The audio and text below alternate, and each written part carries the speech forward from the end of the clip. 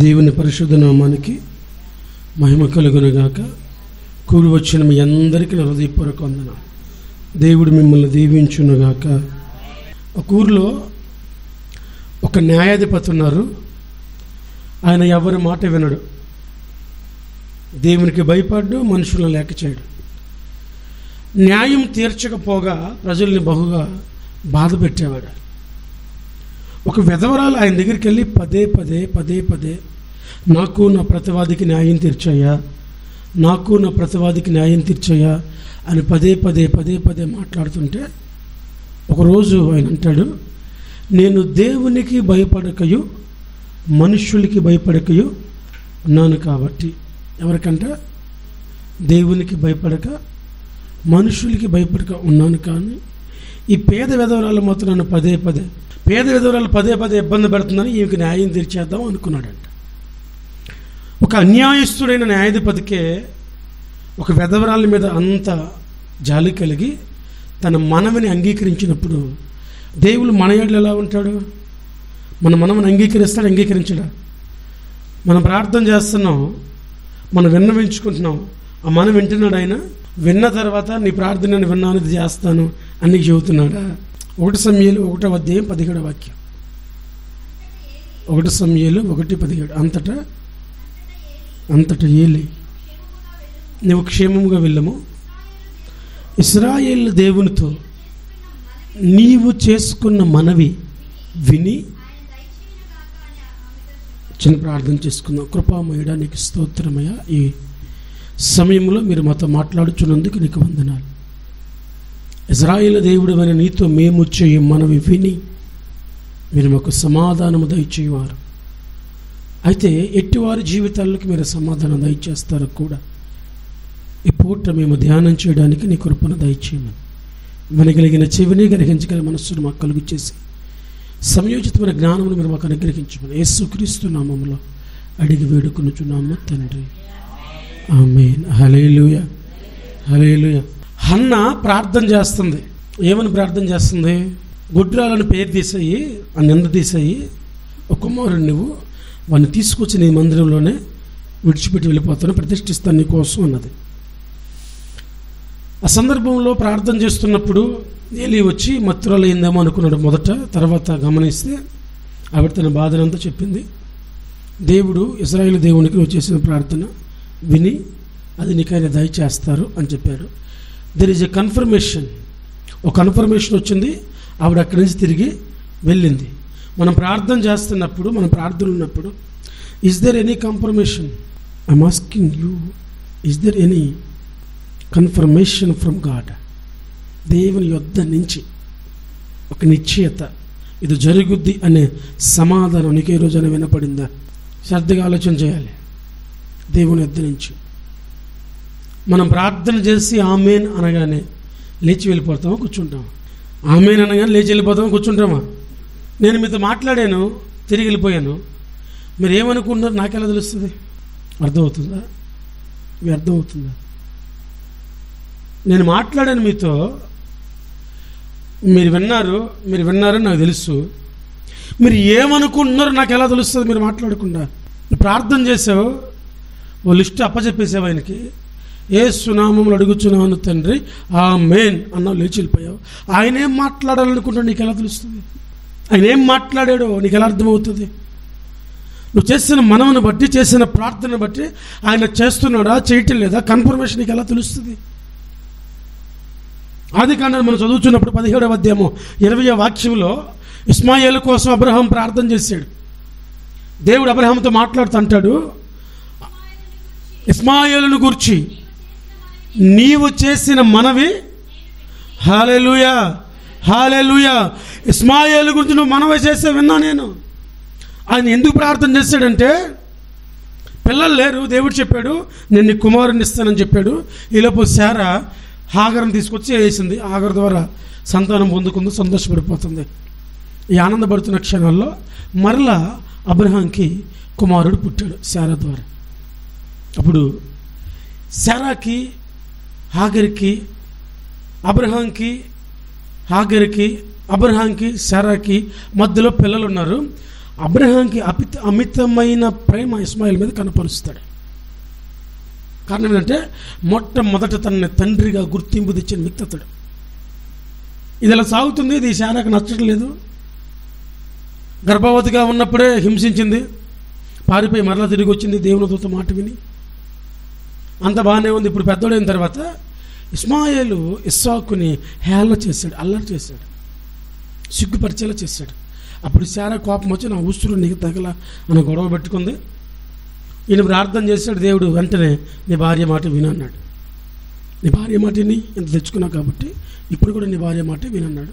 వెళ్ళగొట్టేసిన తర్వాత వెళ్ళిపోయిన తర్వాత దేవుని సన్నిధికి వెళ్ళి మోకరించి ప్రార్థన చేస్తున్నాడు. ఇస్మాయిలుని ప్రభువా, అతడు ఎక్కడున్నా నీ సన్నిధిలో బ్రతకనివయ్యా అని ప్రార్థన చేశాడు. అప్పుడు దేవుడు తిరిగి అబ్రహాంతో మాట్లాడుతున్నాడు. ఇస్మాయిలు నిమిత్తమై నీవు చేసిన మనవి నేను విన్నాను. కింద ఏముందో చదవమ్మా. ఆశీర్వదించి సంతాన అభివృద్ధి కలుగజేస్తా, విస్తరింపచేస్తా, 12 మంది రాజుల్ని కంటాడు, అతని గొప్ప జనముగా. హల్లెలూయా, హల్లెలూయా. ఇక్కడ వాడిని సన్నిధిలో బ్రతకనివ్వయ్యా అని ప్రార్థన చేస్తే ఆ ప్రార్థన నేను విన్నాను అని దేవుడు చెప్పి, నీ మనవిని విన్నాను కనుక ఇదిగో ఇవి వారి జీవితంలో చేయబోతున్నాను అని అబ్రహాంతో మాట్లాడుతుంటున్నాడు. 12 మంది రాజుల్ని కంటాడు, గొప్ప జనమును చేస్తా, సంతాన అభివృద్ధి చేస్తా, ఆశీర్వదిస్తా, అత్యధికంగా విస్తరింపచేస్తా. ఎవరి గురించి మాట్లాడుతున్న మాటలు ఇవి? ఇస్మాయిలు గురించి. అబ్రహాము చేసిన ప్రార్థన విన్న దేవుడు తిరిగి అబ్రహాముతో మాట్లాడుతున్న మాటలు. నీ బిడ్డల గురించి, వారి జీవితాల గురించి, నీ కుటుంబం గురించి, నీ బ్రతుకుని గురించి నువ్వు ప్రార్థన చేసినప్పుడు నీ మనవి నేను విన్నాను, ఇలా చేయబోతున్నాను అని ఏ రోజైనా నీ జీవితంలో నీతో దేవుడు మాట్లాడిన సందర్భాలు, క్షణాలు ఉన్నాయా? మీ జీవితంలో ఒక్కరోజైనా 24 గంటలు, సంపూర్తి 24 గంటలు ఒక్కరోజైనా దేవుణ్ణి మాత్రమే సంతోషపరచడానికి బ్రతికిన క్షణం ఉందా? దేవుణ్ణి మాత్రమే. మనుషులు ఏమనుకుంటారు, మనుషులు దూరం అయిపోతారు, మనుషులు బాధపడతారు, మనుషులు ఇబ్బంది పడతారు కాకుండా దేవుణ్ణి మాత్రమే సంతోషపరచడానికి బ్రతికిన ఒక్కరోజు ఉందా? ఒక్కరోజు. అబ్రహాము ప్రార్థించగానే దేవుడు ఎందుకు స్పందించాలి? నీ ఇంటిని, నీ తండ్రి ఇంటిని విడిచిరా అంటే వచ్చేసాడు బయటికి. ప్రార్థించగానే ఎందుకు స్పందిస్తున్నాడంటే ఆయన మాట్లాడగానే స్పందిస్తాడు. దేవుడు ఏది మాట్లాడినా దానికి అబ్రహాము స్పందించేవాడు. ఏం చెప్పినా దానికి కట్టుబడి ఉండేవాడు. వెళ్ళు అంటే వెళ్ళాడు అంతే. ఎక్కడికి, ఎంత దూరం, ఎక్కడ ఆగాలి, ఎక్కడ గుడారం వేయాలి, ఎటుపక్క ఉండాలి, ఏ ప్రాంతంలో ఉండాలి, ఏ దేశం ఇస్తున్నావు, ఎంత దూరం, ఇవేం అడగల. వెళ్ళు అంటే వెళ్ళాడు అంతే. అలసిన చోట గుడారం వేశాడు, మరలా గుడారానికి వెళ్తూనే ఉన్నాడు. నువ్వు తూర్పు తిరగమని తూర్పు తిరిగాడు, దక్షిణం తిరగమని దక్షిణం తిరిగాడు. ఒక దేశంకి వెళ్ళి అక్కడ గుడారం వేసి నివసిస్తున్నప్పుడు ఒక రాత్రి వేళ దేవుడు ప్రత్యక్షమై, అబ్రహామా, నేను నీకు చూపించిన దేశం ఇదే అన్నాడు. వెళ్ళిపోయి ఆల్రెడీ ఉంటున్నప్పుడు దేవుడు చెబుతున్నాడు, నేను నీకు చూపించానే, ఇస్తాననే, నీ సంతతికి ఇస్తాననే ఆ దేశం ఇదే. ముందుగా చెప్పలా. దేవుడు చెప్పే ఆఖరి క్షణం వరకు ఆ దేశంలో, ఆయన ఉన్న ప్రదేశం, ఆయన సంతతికి దేవుడు ఇవ్వబోతున్నాడని తెలియదు. ఆయన దేవుని మాట మీద వెళ్ళిపోయాడు ముందుకి. అబ్రహాము ప్రార్థన చేస్తే వెంటనే దేవుడు స్పందిస్తున్నాడు. నీ మనవి నేను విన్నాను, తన జీవితంలో కార్యాలు చేస్తాను. మన ప్రార్థనకి ఎప్పుడైనా ఎంత క్విక్గా, ఎంత త్వరగా సమాధానం వచ్చిందా? సమాధానం. ఆదికాండం 19వ అధ్యాయము 21వ వాక్యం. ఆయన, జాగ్రత్తగా వినాలి, ఇది అందరూ సుపరిచితమే. దేవుడు సొదొమ గొమొర్రా నాశనం చేయడానికి వెళ్ళారు. ఆయన వెళ్ళినప్పుడు లోతు ఆ సొదొమ వాకిట కూర్చొని ఉన్నాడు, సొదొమ గొమొర్రా వాకిట కూర్చొని ఉన్నాడు. దేవుని దూతలు లోతుని గ్రామంలో తీసుకెళ్ళి, ఇక్కడ నీకు కలిగిన వారు ఎవరైనా ఉంటే తీసుకొని వెళ్ళిపో బయటికి, ఈ ఊరిని నాశనం చేస్తున్నాం మేము అని చెప్పారు. అప్పటికే లోతుకున్న 2 కుమార్తెలకి సంబంధాలు మాట్లాడేశాడు. ఏం మాట్లాడాడు? సంబంధాలు మాట్లాడండి మీరు. సంబంధాలు మాట్లాడేశాడు, బాగానే ఉంది. అల్లుల దగ్గరికి వెళ్ళి, నాయనా దేశం నాశనం అయిపోతుందంట, దేవుడు దీన్ని కాల్చేయబోతున్నాడు, మీరు కానీ వస్తే ఎక్కడి నుంచి తప్పించుకెళ్ళిపోతాం, దేవుని ఉగ్రత ఈ ప్రాంతం మీద ఉందంటే ఎగతాళిగా కనపడ్డాడు లోతు. 2015 డిసెంబర్ 2004 4 డిసెంబర్లో సముద్రం వచ్చేస్తుంది అందరూ పరిగెత్తితే ఈయన వాడు కూడా ఎగతాళిగానే కనపడ్డారు. సముద్రం వచ్చేయడం ఏంటిరా, ఇది తుఫాను కాదు, వర్షాలు లేవు, పైన వాతావరణం బాగుంది, ఇలా అంటారు. అమావాస్యకి పౌర్ణానికి పోటు తోస్తుందిలే అంటారు. ఎందుకు వస్తుంది? అమావాస్య అప్పుడు పౌర్ణప్పుడు పోటు ముందుకు తోస్తుందిలే, అదేం కాదులే అంటున్నారు. ఏం కాలేదా? లోతెళ్ళి ఆకాశం నుంచి అగ్నికందకాలు పడతాయి, దేశం పడిపోతే వెళ్ళిపోదామంటే ఎగతాళిగా ఉన్నాడు. అప్పుడు లోతు అంటాడు, అయ్యా అంత దూరం నేను పారిపోలేను, కనపడుతున్న ఆ చిన్న దేశం ప్రాంతం ఊరు ఒకటి ఉంది చూడు, ఆ ఊరు దాకా పరిగెత్తగలను నేను నా సామర్థ్యం ప్రకారం. ఆ ఊరిలో నేను దాక్కుంటాను, ఆ ఊరిని నాశనం చేయబాకయ్యా అన్నాడు. అప్పుడు ఆయన అంటాడు, ఈ విషయంలో నీ మనవి నేను అంగీకరించుచున్నాను అన్నాడు. ఏమన్నాడు? ఈ విషయంలో నీ మనవి నేను హల్లెలూయా హల్లెలూయా దేవుని చిత్తానుసారంగా నడుచుచున్న వ్యక్తిని వెంబడించి తన అడుగులు వేసిన వ్యక్తిలో. అందుకే ఈ విషయంలో నీ మాట వింటా నేను అంటున్నాడు దేవుని దూత. నీ మాట వింటే ఖచ్చితంగా నేను ఈ విషయంలో, ఎందుకంటే నువ్వు దైవికమైన వ్యక్తులను వెంబడించేవాడవు, దైవికమైన వ్యక్తులతో కలిసి నడిచేవాడవు. సొదొమ గుమ్మరంతా పాపంతో నిండిపోయింది, కానీ లోతు భార్యను తన 2 కుమార్తెలను నీతిమంతులుగానే పవిత్రముగానే పాపం ఎరిగిన వారు కానీ అక్రమ సంబంధాలు లేని వారిగానే ఉన్నారు. అవునంటారా కాదంటారా? భూమంతా బలాత్కారంతో నిండిపోయినప్పుడు నోవాహు మాత్రమే దేవుని దృష్టి ఎదుట నీతిమంతుడిగా కనపడ్డాడు. ఊజు దేశంలో యథార్థవంతుడు, నీతివంతుడు, దేవుని యందు భయభక్తి కలిగిన వాడుగా యోబు మాత్రమే కనబడ్డాడు.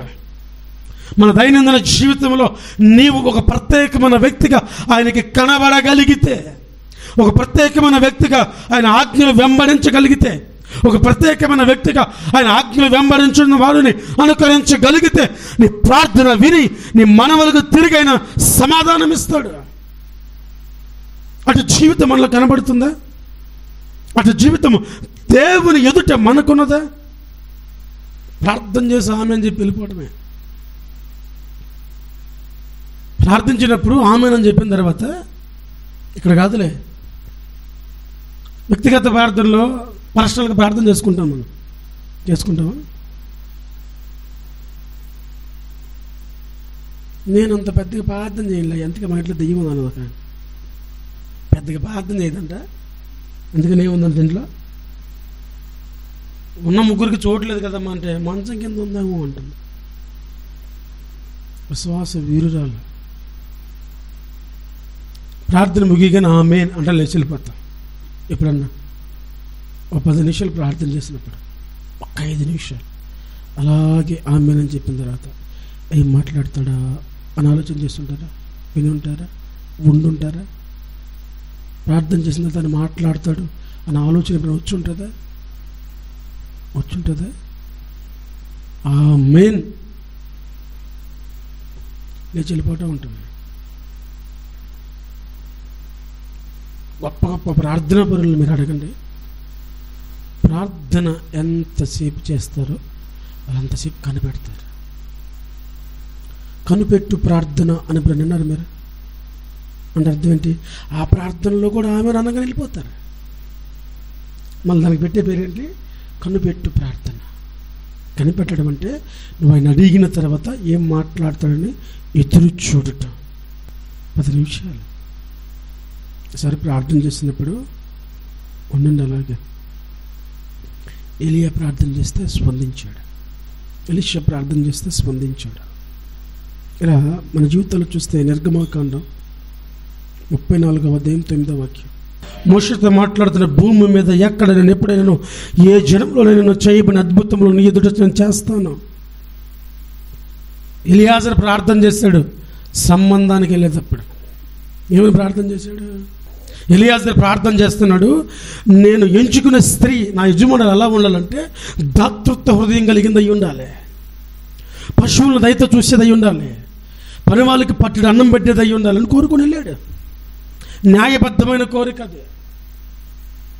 అద్భుతమైన మాట. ఇప్పుడు చదివిన అద్భుతంగా అనిపించే మాట ఏంటంటే, రెబెకా గురించి రాస్తూ అంటాడు, ఆమె కన్యక, ఏ పురుషుడును ఆమెను కూడి ఉండలేదు అని రాస్తాడు. చాలా స్పష్టంగా తన క్యారెక్టర్ చూడు, పరిశుద్ధ దేవుడు ఎంత గొప్పగా రాయించాడు. ఆమె కన్యక, ఏ పురుషుడును ఆమెను కూడి ఉండలేదు. ఆవిడ క్యారెక్టర్స్ని. ఆ స్త్రీ ఎవరంటే ప్రార్థన చేశాడు ఎలియాజరు పని సఫలపరచమని. బైబిల్ మనం చదువుతున్నప్పుడు రాహేలు గర్భవతి, రాహేలు గొడ్డలు మొదట లేయా మీద గొడవ వేసుకుంటుంది, యాకోబు మీద గొడవ వేసుకుంటుంది. యాకోబు అంటాడు, నేను దేవుడినా, నీకు కాన్పు లేకుండా చేశానంటాడు, నేను దేవుడినా నీకు పిల్లలు ఇవ్వడానికి అన్నాడు. ఆదికాండం 30వ అధ్యాయము 22వ వాక్యంలో ఒక మాట ఉండదు చూడండి. ఆదికాండం 30:22. రాహేలు ప్రార్థన చేసింది, దేవుడు ఆవిడ జ్ఞాపకం చేసుకొని ఆవిడ మనవి విని గర్భాన్ని తెరిచాను. మనవి విని మన మనవులు వినబడుతున్నాయా? వింటే ఆయన తిరిగి మనకు సమాధానం చెబుతున్నాడు. వినబడుతున్నాయి మనవులు దేవునికి మన మనవులు వినబడుతున్నాయా? ఈ నీళ్లు చేసిన ప్రార్థన బూడిదలో పూసిన పన్నీర్ అంటారా కదా? మరి ఫలింపు దొరికిందంటారా? అబ్రహాము ప్రార్థన చేసి దేవుడు ఇందు విషయమే నా మనవి విననందున అని చెప్పిన సందర్భం ఒకటి ఉందా తన జీవితంలో? ఉందా? ఇందు నిమిత్తమే దేవుడు నా మనవి వినలేదు అనుందా? మోషేకు ఉంది. మీ విషయమే దేవుడు నా మీద కోపించి నన్ను తీసుకెళ్తానని చెప్పిందని ఆపేశాడు. ఎవరి నిమిత్తం? ఇజ్రాయేల్ నిమిత్తమే దేవుడు మోషే మీద కోపించి మోషేను చేరుస్తానని చెప్పిన గమ్యము చేర్చకుండా ఆగిపోయాడు. ఇస్మాయేలు గురించి అబ్రహాము ప్రార్థన చేస్తే దేవుడు అంటున్నాడు, నేను మనవి విన్నాను, గొప్ప జనము చేస్తా, ఆశీర్వదిస్తా, విస్తరింప చేస్తా, 12 మంది రాజులను కంటాడు. తన గర్భంలోంచి 12 రాజులు వస్తారు. మన జీవితాల గురించి ఏం మాట్లాడుతున్నాడు? నీ బిడ్డ గురించి ప్రార్థన చేసినప్పుడు వాడు ఏమవుతాడా అని ప్రార్థన చేసినప్పుడు ఇప్పుడు నేను మాట్లాడా? బాప్తిసం ఇచ్చే యోహాను గురించి కొన్ని మాటలు రాయబడి ఉంటాయి. బాప్తిసం ఇచ్చే యోహానికి యోహాను అని పేరు పెట్టగానే వాళ్ళ నాన్నకి మాటలు వచ్చాయి. అంతకుముందు మాటలు ఆగిపోయి దేవుని కార్యం నమ్మనందున ఇప్పుడు జనులందరంట ఈ పిల్లవాడు ఎట్టివాడు అవుతాడో అని ఎదురు చూస్తూ ఉన్నారంట. బాప్తిసం ఇచ్చే యోహాను గురించి రాయబడిన మాటలు ఏంటంటే, పిల్లల మనసును తల్లిదండ్రుల వైపును, తల్లిదండ్రుల మనసును పిల్లల వైపును తిప్పగలడంట ఆయన. మనుచు ప్రకాశమానమైన వెలుగై ఉన్నాడంట. స్త్రీ గర్భమున పుట్టిన వారందరిలో కల్లా గొప్పవాడంట. ఎవరు? యోహాను. దేవుని ఎదుట సీనియారిటీ కంటే సిన్సియారిటీ చాలా ప్రాముఖ్యం. మాట్లాడుతున్నాయా? దేవుని ఎదుట అనుభవం కంటే నిబద్ధత కలిగిన జీవితం చాలా ప్రాముఖ్యమైంది. ఏలి పడుకొని ఉన్నాడు, నిద్రపోతున్నాడు. ఏలి ప్రవక్త, దేవుని స్వరం ఎరిగినవాడు, దేవుడు ఎలా మాట్లాడతాడు ఆ స్వరాన్ని గ్రహించగలిగినవాడు, మాట్లాడగానే దేవుడని గుర్తించగలిగిన వ్యక్తి. సమయాలు కూడా పడుకో ఉన్నాడు. దేవుడు అంటే తెలియదు, దేవుడు మాట తెలియదు, స్వరం ఎప్పుడు వినలేదు, మాట్లాడిన గ్రహించలేడు, మాట్లాడిన అర్థమవుతుందో లేదో అనేది తెలివితేటలు ఉందో లేదో కూడా తెలియదు. ఈ వ్యక్తితో మాట్లాడుతూ వచ్చేసాడు దేవుడు. ఇజ్రాయేల్లో చేయబోయే కార్యం అన్నిటిని ఎలా చేయబోతున్నాడు మొత్తం పోసగుచ్చినట్లు సమూయేలుకి చెప్పాడు. ఎలీతో మాట్లాడడానికి కూడా ఇష్టపడలేదు. ఎలీ ప్రవక్త, ప్రధాన యాజకుడు. దేశంలో ఎవడొచ్చినా దేవాలయానికి ఏలీ చేతుల మీద 10 కార్యక్రమం జరగాలి. కానీ దేవుడు ఎవరితో మాట్లాడడానికి ఇష్టపడ్డాడు? సమూయేలుతో మాట్లాడడానికి ఇష్టపడ్డాడు. పైపెచ్చి అంటాడు, తన కుటుంబం నాశనం చేస్తాను, శేషించిన వాడు మిగిలిన వాడు ఎవడైనా ఉంటే రొట్టె మొక్కల కోసం, ఉద్యోగం కోసం నీ దగ్గరికి రావాలని చెప్పాడు. ఆయన స్థాయి ఎక్కడ, ఈయన స్థాయి ఎక్కడ? ఆయనకి పరిచారకుడుగా ఉండడం తల్లిదండ్రులు పెట్టింది ఇక్కడ, అవునా? కానీ దేవుడు ఆ వ్యక్తిని ప్రథమును చేశాడు. మన మనవులు దేవుడు అంగీకరిస్తున్నాడా లేదా అనేది చాలా ప్రాముఖ్యం. నువ్వు ప్రార్థన చేసుకుంటూ వెళ్ళిపోతే కుదరదు. ద్వితీయోపదేశఖండంలో 10వ అధ్యాయం 10వ వాక్యంలో ఒక మాట చూడండి. ద్వితీయోపదేశఖండం 10వ అధ్యాయం 10వ వాక్యం. 40 రాత్రులు 40 పగళ్ళు మోషే పర్వతం ఎక్కి దేవుని దగ్గర ఉంటే, మోషే దేవుని దగ్గర ఉన్నంత కారణాన, నాయకుడు దేవుని దగ్గర మోకరించినంత కారణాన, నాయకుడు దేవునితో మాట్లాడుతున్న కారణాన కిందున్న ఇశ్రాయేలు నశింప చేయకుండా దేవుడు అలాగా కాపాడాడు. కుటుంబంలో పెత్తనం కావాలని ఎరవిక్కుంటావు కదా. ఎవరు కూర్చోవాలి దేవుని పాదాల దగ్గర? వీళ్ళు ఇంట్లో ఉంటారు, పిల్లలు రే ప్రార్థనకి వెళ్ళరా అంటారు. మోషే దేవుని పాదాల మీద కూర్చున్న కారణాన కింద ఇశ్రాయేలు నశించకుండా ఉన్నారు. యజమానుడు అయిన వ్యక్తి దేవుని ఎదుట మోకరిల్లాలి. కుటుంబ పెద్ద అనే వ్యక్తి, కుటుంబ పెత్తనం కావాలనుకున్న వ్యక్తి మొదట కుటుంబం కోసం దేవుని దగ్గర మోకరిల్లాలి. యోబు అంట వేకువన లేచి తన బిడ్డలు మాటనైందను, తన మనస్సునందును, ప్రవర్తనందును ఏదైనా దేవునికి వ్యతిరేకమైన కార్యం చేశారేమో అని వేకువన లేచి వారి నిమిత్తం బలర్పించేవాడంట.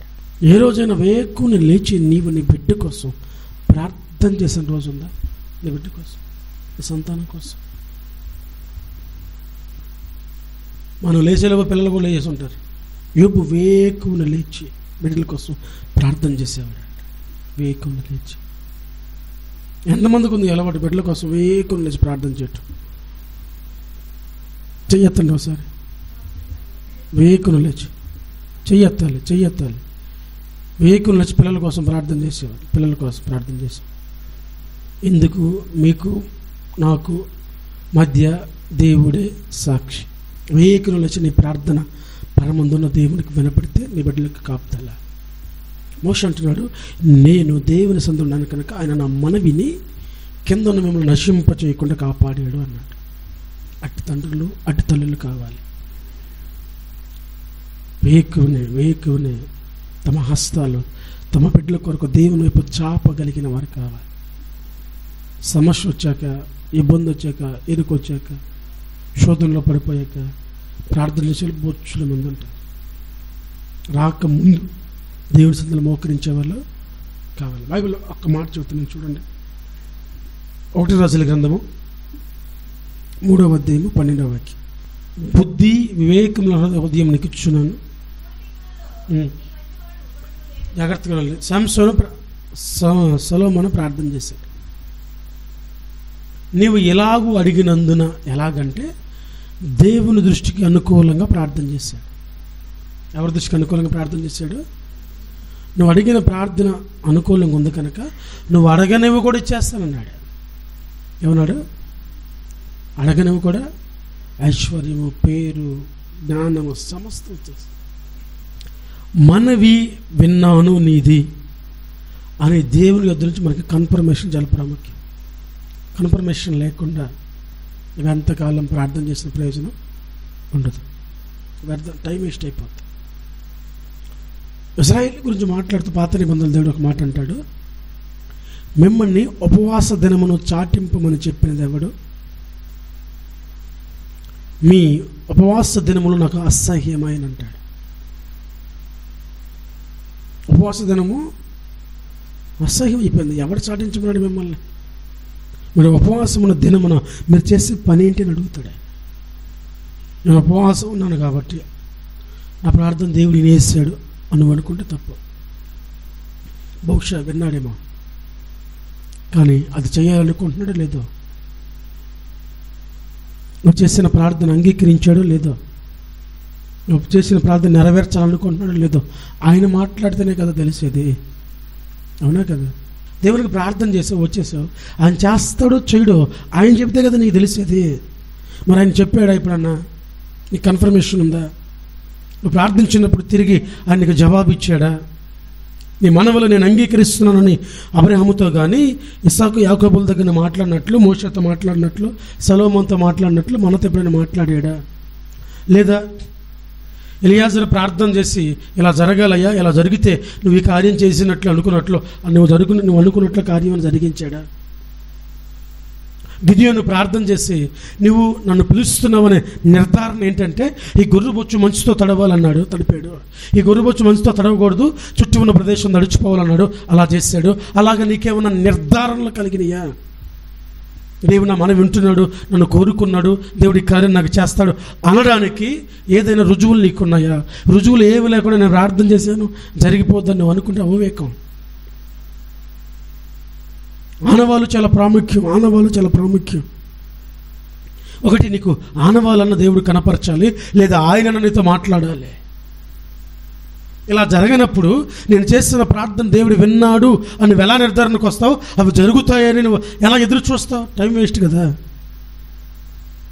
ప్రార్థన అవివేకులాగా చేయడం మానేసేయండి. ప్రార్థన ఫార్మాలిటీస్ కోసం చేయడం మానేయండి. ప్రార్థన అవసరం కోసం చేయడం మానేయండి. నా స్నేహితుడితో నేను అవసరం ఉన్నా మాట్లాడతాను, అవసరం లేకపోయినా మాట్లాడతాను, అవసరమైతే అవసరాన్ని కల్పించుకొని మాట్లాడతా.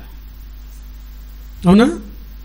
స్నేహితులతో మాట్లాడడానికి ఒక సందర్భం, టైం ఉన్న అవసరంలా ఖాళీగా ఉండే ఫోన్ చేస్తే ఏం చేస్తున్నారు, బాగున్నావా, తిన్నావా, ఎక్కడున్నావు, సరే పలానా దగ్గర రా, పనే ఉండదు. పిచ్చాపాటి మాట్లాడుకోవడానికి ఫోన్ చేస్తాం అంతే. దేవునితో మాత్రం పని ఉంటేనే, దేవునితో మాత్రం అవసరం ఉంటేనే, దేవునితో మాత్రం సమస్య ఉంటేనే, అది కూడా నీ సమస్యను చెప్పుకోవడం, వచ్చేయడం. ఆయన విన్నవాడు ఏం చెబుతాడో కూడా తెలియదు మనకి.